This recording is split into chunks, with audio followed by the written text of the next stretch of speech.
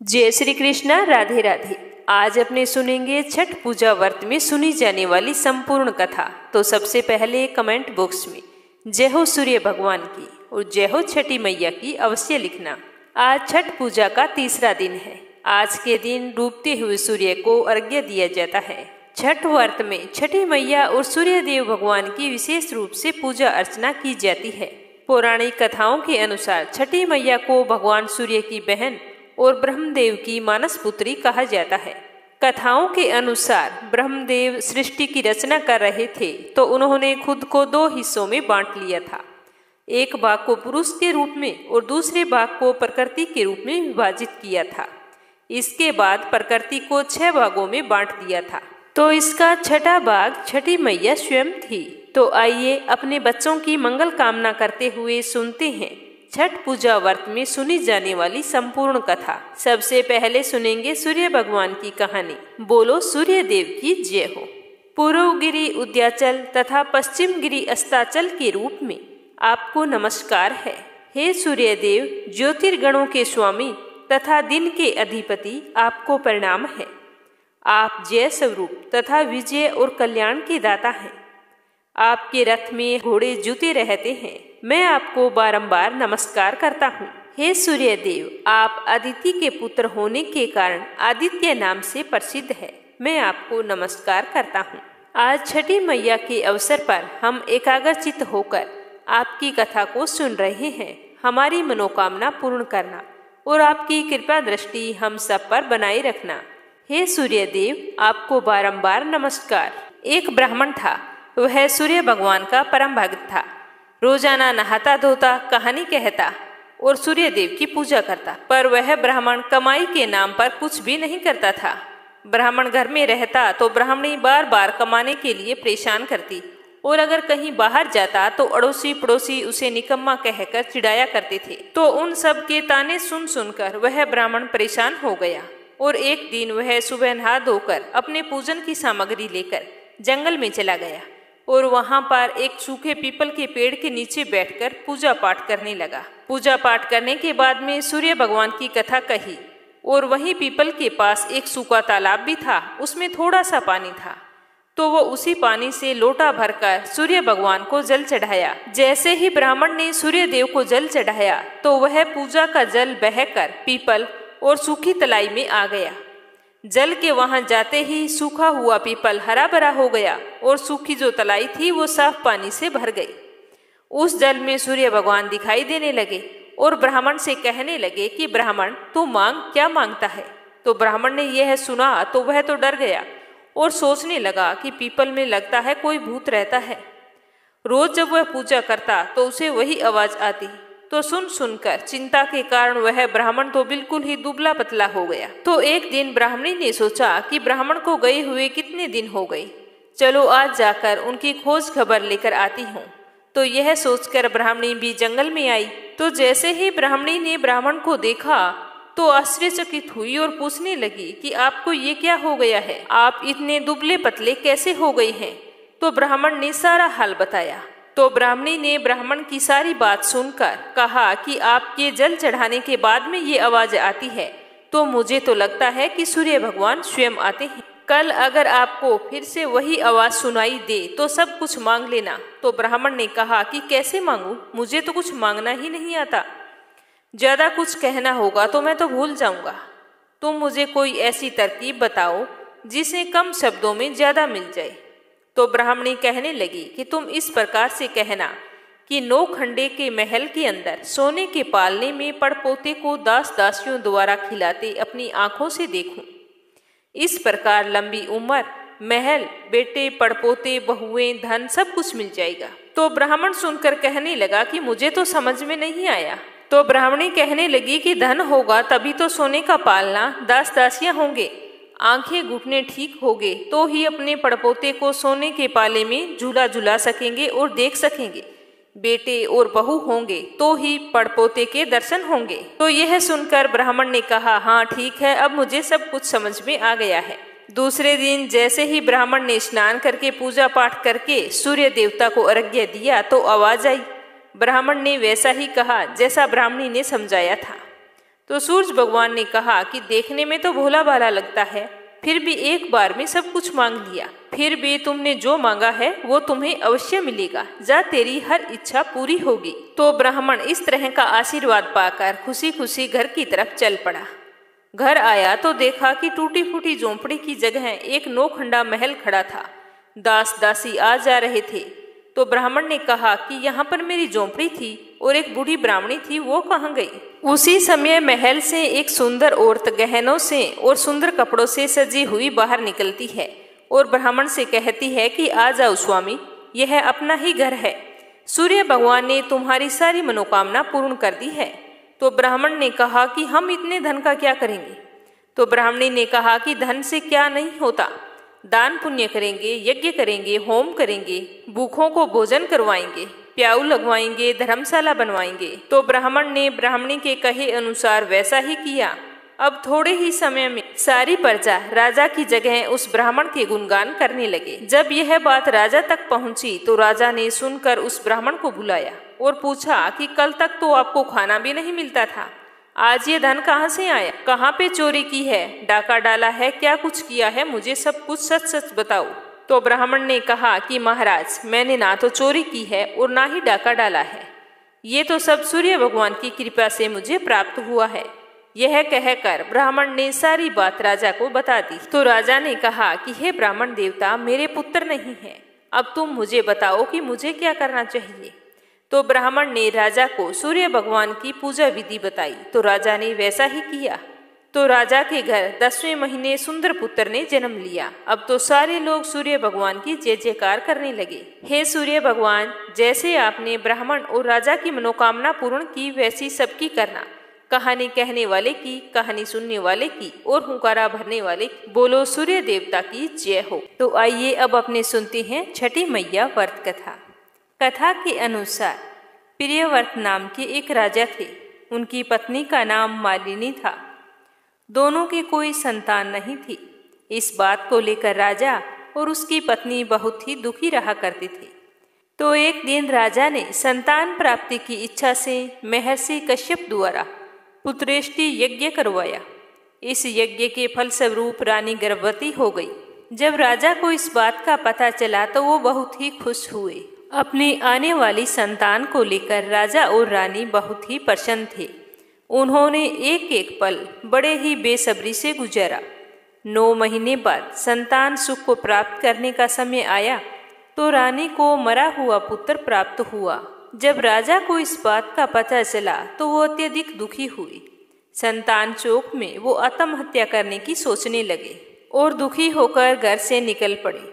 One में जाकर जैसे ही राजा ने आत्महत्या करने की कोशिश की तो उनके सामने एक सुंदर देवी प्रकट हुई। तो राजा ने उस देवी को देखकर कहा कि तुम कौन हो? तो देवी ने राजा से कहा कि मैं षष्ठी देवी हूँ। मैं लोगों को पुत्र का सौभाग्य प्रदान करती हूँ। इसके अलावा जो सच्चे भाव से मेरी पूजा करता है, मैं उसके सभी प्रकार के मनोरथ पूर्ण कर देती हूँ। यदि तुम मेरी पूजा करोगे तो मैं तुम्हें पुत्र रत्न प्रदान करूंगी। तो देवी की बातों से प्रभावित होकर राजा ने उनकी आज्ञा का पालन किया। षष्ठी देवी से व्रत का सारा विधान पूछकर बड़े ही खुशी खुशी अपने घर लौट आई। घर आकर रानी को सारी बात बताई तो रानी सुनकर बहुत ही प्रसन्न हुई। फिर राजा और रानी दोनों ने कार्तिक शुक्ल की षष्ठी तिथि के दिन देवी षष्ठी की पूरे विधि विधान से पूजा अर्चना की। तो इस पूजा के प्रभाव से उन्हें एक सुंदर पुत्र की प्राप्ति हुई। तभी से छठ का पावन पर्व मनाया जाने लगा। छठ पूजा व्रत की दूसरी कथा। बहुत समय पहले की बात है। एक विधवा औरत रहा करती थी। उसके एक बेटा था। वह छठी मैया की परम भगत थी। हर साल छठी माता का व्रत किया करती थी। धीरे धीरे समय के साथ उसका बेटा बड़ा हो गया और बुढ़िया ने अपने बेटे की शादी कर दी। परंतु बहू नए विचारों वाली आ गई। वो पूजा पाठ में बिल्कुल भी विश्वास नहीं करती थी। एक बार जब बूढ़ी अम्मा छठ माता की पूजा की तैयारी कर रही थी तो अम्मा का बेटा आम की लकड़ी तोड़कर ला रहा था और पूजन की सामग्री भी बाजार से खरीद कर लाया था। तो यह सब कुछ उस बूढ़ी अम्मा की बहू देख रही थी। तो वह जोर जोर से हंसने लगी और कहने लगी कि अम्मा, दुनिया तो कहाँ से कहाँ तक पहुँच गई है और तुम वहीं की वहीं बैठी हो। लोग तो आसमान छू रहे हैं और आज भी आप इतनी अंधविश्वासी हो कि व्रत और पूजा पाठ पर ही अपना ध्यान लगाई रखती हो। इन सब बातों में कुछ नहीं, मैं आपको कैसे समझाऊं। पढ़ी लिखी बहू की बातों का बूढ़ी माता पर कोई असर नहीं हुआ। बूढ़ी अम्मा तो अपनी ही धुन में मस्त थी। जब बूढ़ी अम्मा छठ पूजा के व्रत की तैयारी करने लगी तो उसकी बहू बोली, ये सब बेकार की बातें हैं, इन सब में कुछ नहीं पड़ा। इस उम्र में अगर तुम 3 दिन तक भूखी रहोगी तो बीमार पड़ जाओगी और अपनी सेहत बिगाड़ लोगी। अपनी बहू की बात सुनकर वह बूढ़ी अम्मा मन ही मन मुस्कुराने लगी और कहने लगी कि बहू, शादी के बाद मेरी संतान नहीं हुई थी, तभी मैंने यही व्रत किया था, तो छठी मैया ने प्रसन्न होकर मुझे संतान का आशीर्वाद दिया था। तुझे पता है तेरा पति भी छठी मैया का ही प्रसाद है। यह अंधविश्वास नहीं है, माता का कण कण में निवास है। मेरी बात मानो और तुम भी मेरे साथ छठी मैया के व्रत को करो। मैं चाहती हूँ कि तुम्हारी भी गोद जल्दी से भर जाए। अगर तुम छठी मैया की पूजा पाठ और व्रत करोगी तो तुम्हें माता के आशीर्वाद से संतान की प्राप्ति अवश्य होगी। लेकिन नए विचारों वाली बहू पर सास की बात का कोई भी असर नहीं हुआ। वो मुंह टेढ़ा करके सासू माँ से कहने लगी कि मुझे कौन सा दुख है जो मैं इस पूजा पाठ को करूं। मैं तो अपने जीवन में बहुत ही खुश हूँ। मुझे इतना सुंदर पति मिला है, जीवन में मुझे सब कुछ मिल गया। आलीशान घर है, खाने पीने की कोई कमी नहीं है। पूरे गांव में मुझ जैसा धनवान कोई भी नहीं है, तो मैं जानबूझकर 3 दिनों तक क्यों भूखी मरूं। उसकी सास ने उसे कई बार समझाया, लेकिन उस पर अपनी सास की बातों का कोई भी असर नहीं हुआ। वह तो नास्तिक थी, बार बार छठी माता की बुराई किए जा रही थी। तभी उसका पति वहां पर आ गया। उसने भी उसे समझाने की कोशिश की और कहा कि देखो, देवी देवताओं के आगे अहंकार करना ठीक नहीं है। तुम भी व्रत और पूजा पाठ करने में मेरी माता का सहयोग करो और चाहो तो तुम भी व्रत कर सकती हो। लेकिन उसने अपने पति की बात भी नहीं मानी। पति बार बार समझाते समझाते थक गया और बोला कि ठीक है, तुम्हें जो करना है वो करो। मैं तो छठ माता का घाट सजाने के लिए जा रहा हूँ, जिससे मेरी माँ छठी मैया के श्री चरणों में अपने सर को झुका सके। बेटा हाथ में कुंडल लेकर घाट पर चला जाता है। छठ माता की पूजा के लिए सुंदर घाट को बनाने में बड़ी ही श्रद्धा पूर्वक जुट जाता है। अपनी माँ की पूजा की तैयारी में खूब मदद करता है। आम की लकड़ी को जलाकर अपनी माँ के साथ ठेकुआ सिखाता है। पूरे भक्ति भाव से दोनों माँ बेटे छठ का पर्व मनाते हैं। बूढ़ी अम्मा अपने पूरे घर को गाय के गोबर से लीपती है, तो यह देखकर उसकी बहू कहती है कि ना जाने ये कौन सा त्योहार है, पूरे घर में गोबर ही गोबर कर रखा है। अब तो इस घर में रहना मुश्किल हो गया है, सारे घर में गोबर की बदबू आ रही है। और अपने पति से कहती है कि तुम अपनी अम्मा को समझाते क्यों नहीं हो, ये फालतू की अंधविश्वास की बातें हैं। इस तरह वह दोनों माँ बेटे से लड़ाई करने लगती है। तब उसका पति कहता है कि तुम माता से झगड़ा मत करो, जो कुछ कहना है मुझसे कह लो। अब जल्दी से जाकर तैयार हो जाओ, छठ माता की पूजा के लिए घाट पर जाने का समय हो गया है। जैसे ही वो तीनों घाट पर पूजा के लिए जाते हैं तो बूढ़ी अम्मा गीत गाते हुए चलती है। लेकिन उसकी बहू को इन बातों में बिल्कुल भी रुचि नहीं थी। वो अपनी अलग ही चलती रहती है। जैसे ही वो तीनों घाट पर पहुंचते हैं तो उसका पति कहता है कि यहाँ पर माँ के साथ पूजा में बैठ जाओ। लेकिन वो कहती है कि मैं यहाँ पर नहीं बैठने वाली, मैं तो मेला लगा है उसे देखने के लिए जाऊंगी, तुम ही अपनी माँ के साथ बैठो। ऐसा कहते हुए वो वहाँ से चली जाती है और सामने ही एक हलवाई की दुकान थी, उस पर जाकर जलेबी खाने लगती है। तो उसका पति कहता है कि तुम ये क्या कर रही हो। तो उसकी पत्नी गुस्से में कहने लगती है कि मैं पूजा पाठ में नहीं बैठूंगी, मैं तो तुम्हारी पूजा पाठ के लिए घाट पर आने वाली ही नहीं थी, तुम ही मुझे जिद करके लाई हो। तो मैं तो मेले में घूमूंगी, जम के खाऊंगी पीऊंगी, तुम और तुम्हारी माँ अपनी पूजा पाठ करो, मेरा तुम्हारी पूजा पाठ से कोई लेना देना नहीं है। तो इस तरह बहू को बोलता हुआ देखकर सारे लोग खड़े होकर देखने लगे। तो उसका पति शर्मिंदा होकर वहां से चला गया। तो वह पूजा शुरू होने से पहले स्नान करने के लिए चला जाता है। जैसे ही वो डुबकी लगाता है तो डूब जाता है। वह जोर जोर से चीखने लगता है कि कोई मुझे बचाओ, कोई मुझे बचाओ। जब तक कोई बचाने के लिए पहुंचता उससे पहले वह नदी में डूब गया। जब बूढ़ी अम्मा को इस बात का पता चला कि उसका बेटा नदी में डूब गया है तो वो छाती पीट पीट कर जोर जोर से रोने लगी और छठ माता से कहने लगी कि हे माँ, तूने ये मेरे साथ क्या किया? मैं कितनी श्रद्धापूर्वक तुम्हारी पूजा अर्चना करती हूँ। मैंने कभी भी कोई पूजा पाठ में भूल चूक नहीं की, तो आज मुझे ये सजा क्यों दी है? मुझे बेटा देकर क्यों छीन लिया?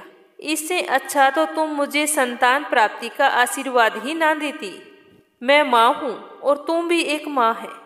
तू कैसी माँ है जिसने एक माँ से उसका बेटा छीन लिया? हे छठी मैया, जब से मेरी शादी हुई है तब से मैं आपकी पूजा करती आ रही हूँ। आज पूरे 30 साल हो गए। मेरी पूजा पाठ में ऐसी कौन सी कमी आ गई जो तूने मेरी गोद को सूना कर दिया? मुझसे या मेरे लाल से ऐसी कौन सी भूल हो गई जो तूने मेरे बच्चे को छीन लिया? माँ, मैं तो तेरी घाट पर पूजा करने आई थी और तूने तो मेरी दुनिया ही उजाड़ दी। हे माँ, जाने अनजाने में अगर मुझसे कोई गलती हो गई हो तो मुझे माफ कर। मेरी गलती की सजा मेरे बेटे को मत दो। मेरा बेटा लौटा दो।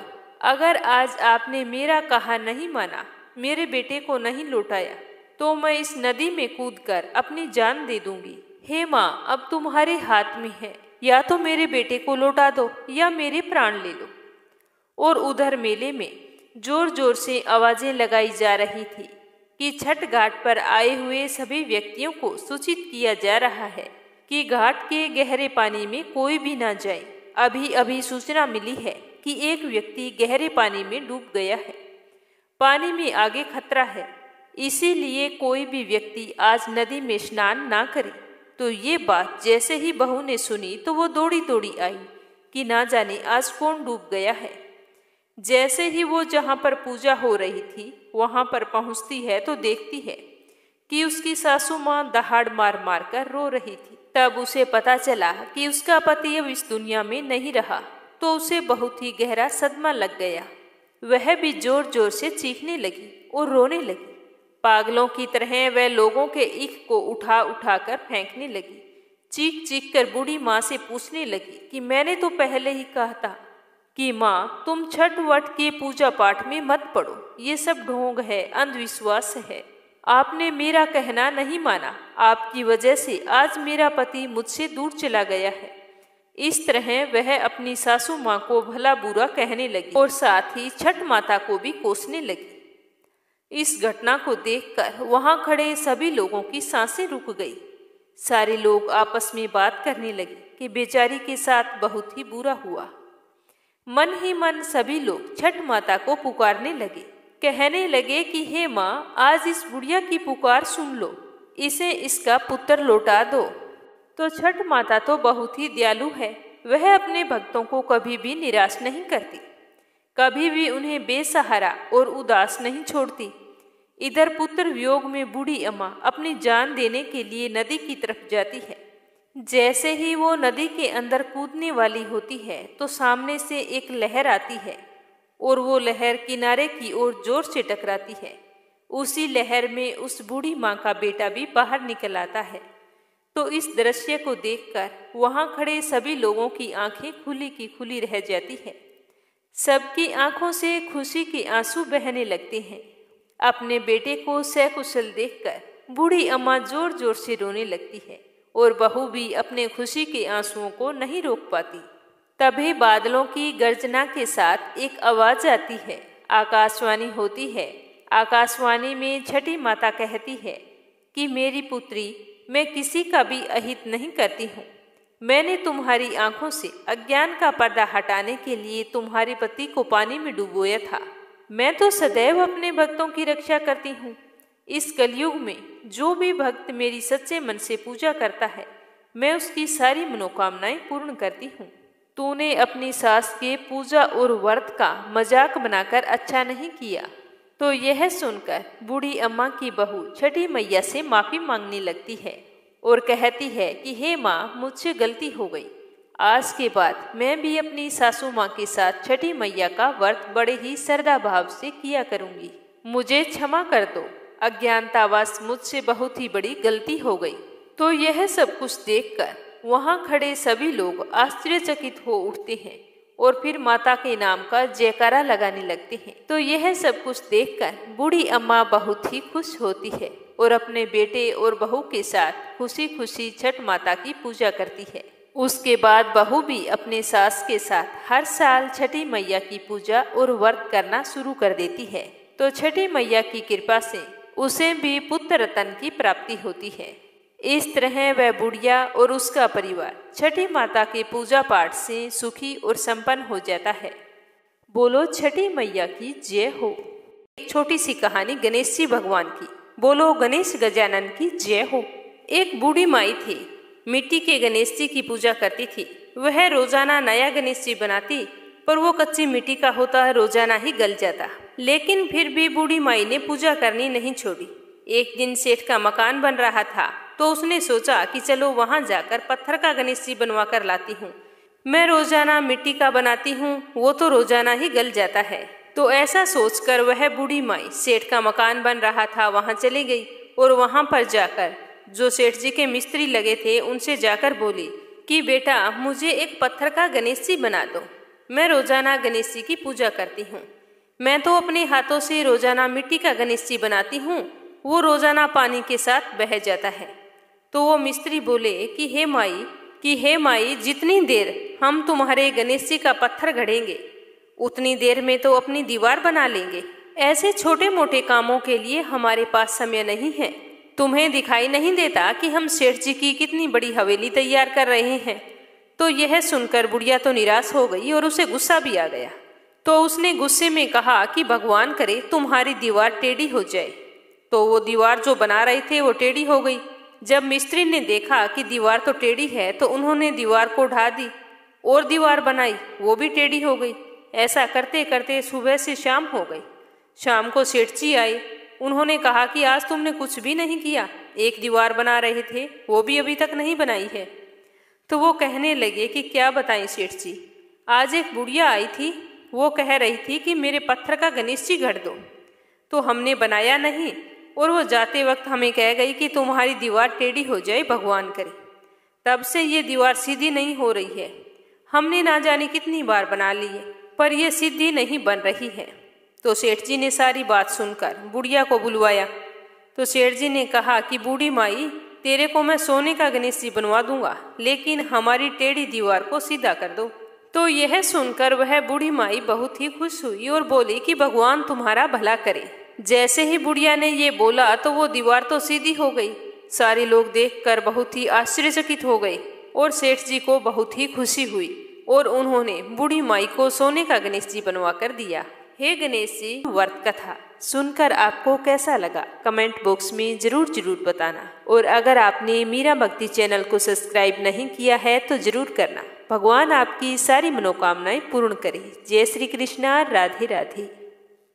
इसके जप से सदा विजय की प्राप्ति होती है। यह नित्य अक्षय और परम कल्याण में स्रोत है। संपूर्ण मंगलों का भी मंगल है। इससे सब पापों का नाश हो जाता है। यह चिंता और शोक को मिटाने वाला तथा आयु बढ़ाने वाला उत्तम साधन है। भगवान सूर्य अपनी अनंत किरणों से सुशोभित है। ये नित्य उदय होने वाले देवता और असुरों से नमस्कृत विवस्वान नाम से प्रसिद्ध प्रभा का विस्तार करने वाले और संसार के स्वामी हैं। तुम इनका रश्मिमते नमः, समुदन्ते नमः, देवासुर नमस्कृताय नमः, विवस्वते नमः, भास्कराय नमः, भुवनेश्वराय नमः इन मंत्रों द्वारा पूजन करो। संपूर्ण देवता इन्हीं के स्वरूप हैं।